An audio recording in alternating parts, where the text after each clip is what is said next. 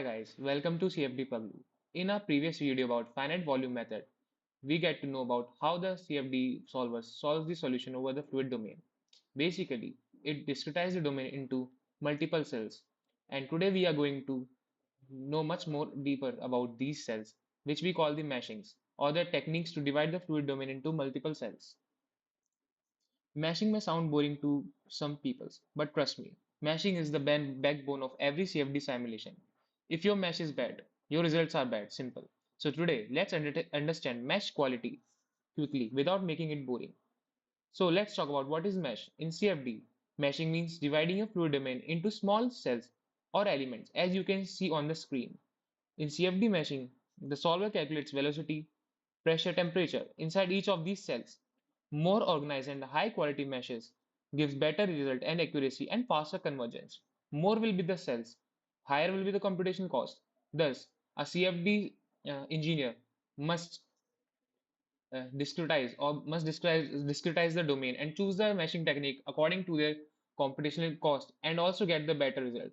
So basically, it's a matter of computational skills and as well as the meshing skills of one engineer. So in CFD, we divide the meshing into three categories. First, structured mesh. Second, unstructured mesh. And third, the hybrid, which is the combination of structured and unstructured.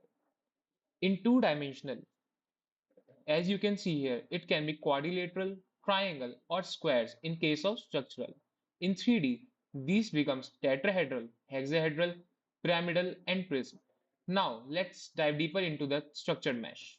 As you can see here, here is an example of the structured mesh of an airfoil. You can see here that the mostly cells are quadrilateral in 2D and in 3D in this example, these are hexahedral elements. Here you can see that there is the symmetry of the cells that they have used is maintained. Such kind of grid pattern is known as structured mesh. The advantages of such kind of mesh is that it gives high accuracy, faster computational cost, and better numerical stability. However, then why is there a need of these unstructured mesh? Let me tell you. Basically, when the geometry becomes complex, it becomes very difficult to so when the geometry becomes complex, it becomes very difficult to maintain a grid pattern. So then comes the unstructured mesh. These are irregular shape patterns. Here the cells are irregular in 2D, triangles in 3D tetrahedrons as shown in the image. In case of structured mesh, the number of cell element increases because now the element size are shorter. In case of structured mesh, we were using squares, whereas in unstructured mesh, we are using triangles. So the number of cells increases, thus the computational cost as well. Next comes the hybrid mesh. So basically, it is the hybrid mesh combines both structured and unstructured mesh.